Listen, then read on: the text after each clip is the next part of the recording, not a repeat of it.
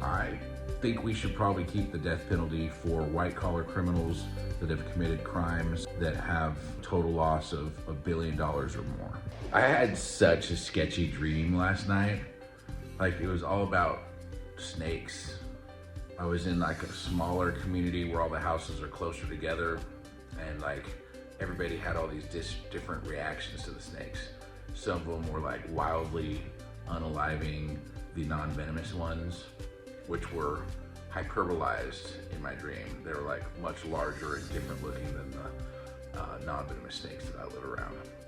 And then it was just kind of tribalistic in a lot of their methods.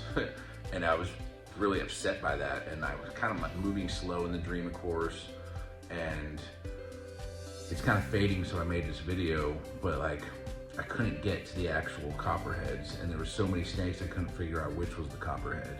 And then finally one got into my firstborn dog Boots' like mouth, and then it came out, like I saw it rumbling around in the belly through the skin and the rib cage, and then it came out through his like elbow or arm, and it just like ate its way out of Boots' arm. And I woke up just fucking like, like, oh my God. But I haven't seen a fucking copperhead for days. And I've seen a couple skins that they've shed, but it's just so fucking hot here in Texas. I don't, and there hasn't rained, and I just don't think they're coming out. It's like they're almost hibernating in the summertime.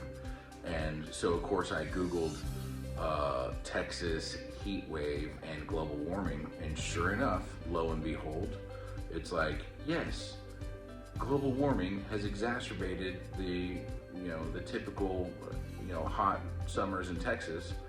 And I just think that that's like the canary for us. Like, we have a lot of military industrial complex production in Texas and in America, United States, of course, and there's global warming, obviously, all over the world.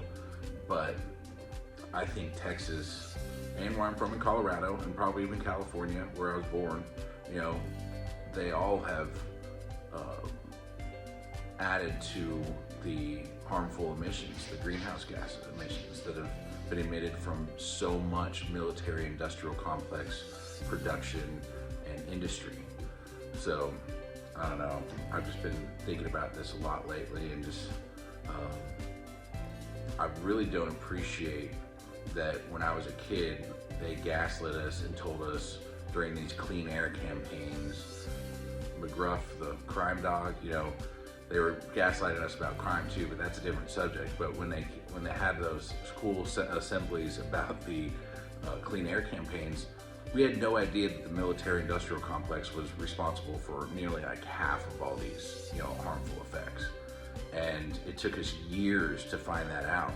And I just find it repulsive that they gathered us little kids that probably had pretty small carbon footprints into an assembly, you know, gymnasium like that, and we're like, hey, you guys are the problem. You know, then we find out years later that yeah, they want to take over our country, turn into an autocracy, and that the military industrial complex, which has been pretty much taken over by seemingly multinational corporations now, who are in bed with the prison industrial complex. They take advantage of prison labor and exploit the hell out of potentially people that are in there for crimes based off laws that are hundreds or maybe even 1,000 years old. So go back to Hammurabi's code. That's, you know, way back, you know, more than 1,000 years ago. So, and as a last thought, I would like to say that we should do away with the death penalty, but I think we should keep it for certain white-collar criminals who have spread so much damage by, you know, crimes committed that are over $1 billion.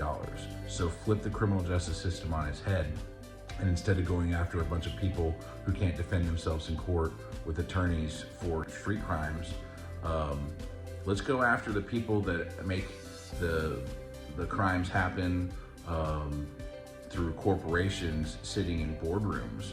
And when we find out the grift, or we can prove the grift is over $1 billion, you know, that's taking a lot of food off the table for a lot of people. And, you know, it's probably not their only crime they committed. Put that in your pipe and smoke it, motherfuckers.